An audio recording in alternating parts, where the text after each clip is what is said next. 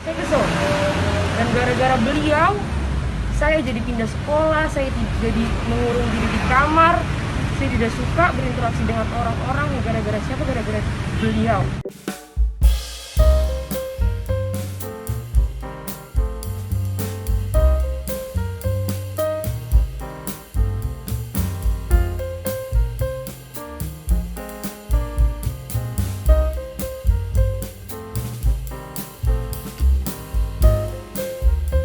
Tidak terjadi sesuatu hal yang saya inginkan. Biarin sekali-sekali. Tenang ya, tenang. Satu-satu, bertanyanya satu-satu. Satu-satu. Oke. Yuk, aman. Oke. Bagaimana tadi? Tadi bisa dijelaskan tadi penjagaan yang postingan dari data ini kejadian seperti apa sih sebenarnya? Gimana nih? Yang postingan tadi yang di Postingan yang dia posting itu jelas memang dari handphonenya dia dan dia sudah mengakui juga, ya. Terus dia menuduh saya memposting tentang dia juga. Ternyata pas saya lihat di depan majelis hakim itu Instagram fans yang dia comot, gitu. Dia lupa bahwa Nikita Mirzani ini adalah seorang artis yang punya banyak sekali fans yang punya Instagram, gitu. Jadi dia kayaknya, ya, jadi kayaknya dia nyomot dari beberapa Instagram yang mengatasnamakan. Kan di situ jelas fan page. Berarti kan fans dong. Kenapa diambil dijadiin bukti? Gitu.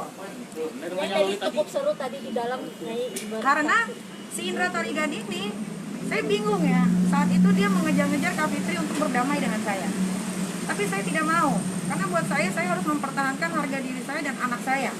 Siapa yang akan memperjuangkan anak saya kalau bukan saya? Gitu.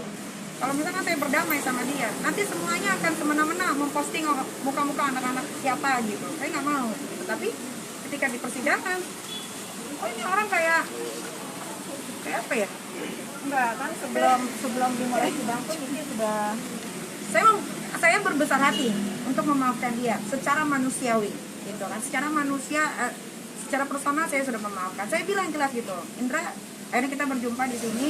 Secara personal saya memaafkan kamu, tapi proses hukum harus tetap berjalan. Kalaupun saya ada salah, saya minta maaf. Saya duluan loh yang mengulurkan tangan, gitu. Saya pikir dengan adanya persidangan ini dia apa ya kan legowo menerima gitu apapun itu. Ternyata dia ada bantahan-bantahan yang bikin saya senewan di situ. Tadi juga dia ada membantah kalau Instagramnya itu ternyata dia dikunci kan. Tapi pas Kaniki lihat itu memang benar itu nggak dikunci. Kan kalian tahu sendiri kasus itu saat itu kan kalian ramai juga kan memberitakan sampai foto anak saya banyak di berita-berita media. Kalian juga lihat memang tidak dikunci saat itu. Dan kalaupun logikanya dikunci, dia ini kan banyak kesep-kesepin anak-anak alay, netizen. Semua kan bisa di-tag ke saya. Gitu loh. Nik, barusan alibinya dia pada tahun 2018 berawal nih. Iya. Perseteruan kalian. Itu gimana nih kita dijadikan Betul. alibi? Kalau kalian ingat 2018 dia pernah jadi kuasa hukumnya Chris Hatta dan dia membela mati-matian Chris Hatta. Saat itu dia diundang di pagi-pagi pas TV ya, which is adalah hostnya saya dan Billy Saputra. Di saat itu saya sebagai kakak dia, of course saya ada di sampingnya dia selalu. Saya tidak pernah menghajar yang namanya Indra Tarigan, tapi Indra Tarigan di situ kalian boleh cari tahu ya, 2018 di situ awal mula dia selalu menghajar saya. Karena saya dekat dengan Billy Saputra, sampai saya menanyakan secara langsung sama beliau, salah saya apa sama kamu? Kok kamu hajar saya terus? Kenapa kamu nggak hajar Billy Saputra? Gitu loh. Sampai akhirnya saya diberhentikan. Karena banyak sekali laporan polisi dari dia. Kalau nggak salah saat itu Indra Tarigan melaporkan saya ke polisi sebanyak 7 laporan. Dan Kak Fitri pun tahu, aku sampai bilang, aku sampai kehilangan pekerjaan, salah satunya adalah dari dia. Gitu.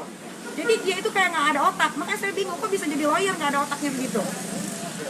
Kok dia lupa, kok dia amnesia, dia duluan yang mulai cari gara-gara sama saya.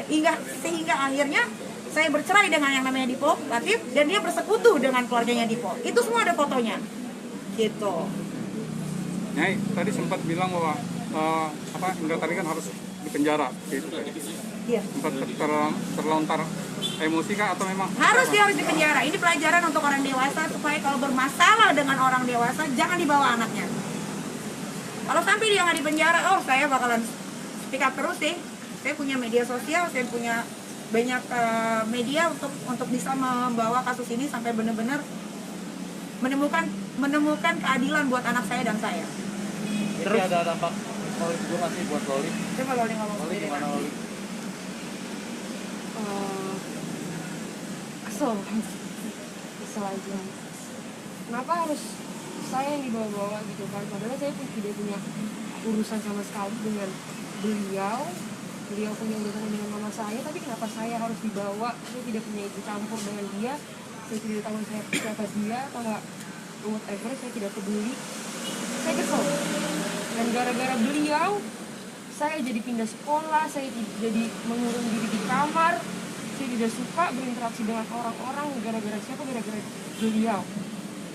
Dia sudah menghancurkan hidup saya dan keluarga saya, dan saya tidak suka. Ya. Jadi poinnya adalah saya menitipkan juga buat teman-teman semua, siapapun yang memang bermasalah dengan Niki, ini jadi pelajaran buat kalian semua. Janganlah kalian ikut sertakan anak-anak Niki dalam emosi yang kalian ciptakan, karena ini sudah ada contohnya akan berakhir seperti ini. Ya, janganlah, kasihan anak-anak yang nggak tahu apa-apa, urusan dewasa dibawa-bawa. Itu aja ya. Ini suara dari Loli sendiri yang mengatakan, saya selalu mengatakan kepada semuanya, kalau urusan anak, saya akan ada selalu di samping kita. Saya tidak pernah ikut campur urusan keributan di kita yang lain. Tapi untuk urusan anak, saya mohon keadilan kepada Bapak Hakim yang terhormat agar memberikan keadilan seadil-adilnya buat Loli. Niki melihat Loli dibawa ke pengadilan, gimana sih perasaan sebagai seorang ibu? Ya sedih lah. Saya tuh nggak mau nangis tadi di dalam gitu. Tapi jadinya saya flashback dengan kelakuannya dia yang begitu jahatnya ke saya. Padahal kita nggak pernah punya masalah. Saya lagi hamil besar saat itu. Sampai saya harus melahirkan Arkana itu kurang dari usia kandungan saya 7 bulan. Melihat muka dia tuh saya benci banget. Tapi saya mencoba untuk menahan gitu, kayak ya udah jalanin aja. Makanya saya tuh selalu berdoa dan saya minta sama Pak Hakim, Pak Jaksa, semuanya, Pengadilan Negeri Jakarta Selatan untuk memberikan hukuman yang sepantasnya untuk kita tadikan. Karena ini akan menjadi contoh untuk masyarakat seluruh Indonesia gitu, bahwa kalau punya masalah dengan orang dewasa, anaknya itu nggak usah dibawa, nggak ada urusan. Kalau mau perang ya perang, ayo sama orang-orang yang bersangkutan. Yang orang yang tidak bersangkutan dibawa. Contohnya Kak Fitri. Karena dia membela saya, dia disikat sama geng-geng sampah itu. Itu kan jadi kayak udah keluar gitu loh dari akal sehat. Mei tadi sempat menenangkan juga nggak sih buat Loli sendiri, karena kan untuk pertama kali ya sebagai anak kecil ya. Iya pasti. Kalau Loli tuh gemes, dia tuh sampai bilang, "Mi aku panah aja ya orangnya." Sampai ngomong begitu, dia bilang. Dia bisa mana dari jarak jauh gitu kan? Jangan Loli. Itu kan beda lain lagi beritanya ini. Gitu karena ya, Loli merasakan banget di saat dia biasanya dia main sama teman-temannya. Ya namanya anak-anak teenager kan, pasti akan nanya gitu kan. Ini postingannya Loli kok ngomongnya begini segala macam. Ya karena sosial media kan udah bisa diakses sama anak-anak remaja juga ya. Jadi bahaya sih. Nik, mungkin biar nggak terulang sama anak-anak lu yang lain, kan Loli kan ibaratnya jadi korban nih. Anak-anak Untuk gua udah berikutnya ikut-ikutan juga. Jadi mereka itu geng-gengnya tuh pada bikin akun-akun fake gitu loh. Arkana kena, Aska kena, anaknya Kak Fitri kena, semuanya kena, nggak ada otak emang. Makanya ini kalau nggak sampai nggak di penjara sih kacau. Berarti ini ada sesuatu di belakang yang gua nggak tahu. Udah itu aja. Ya terima kasih semuanya. Banyak ya. Tahan napas. Sebel bener. Sini Kak Fitri, itu bareng. Bertiga boleh. Boleh kiri dong, kiri dong. Sini dong, kiri Kak. Thank you. Yang banyak dong. Kaniki. Soal politik yang kemarin digerebek.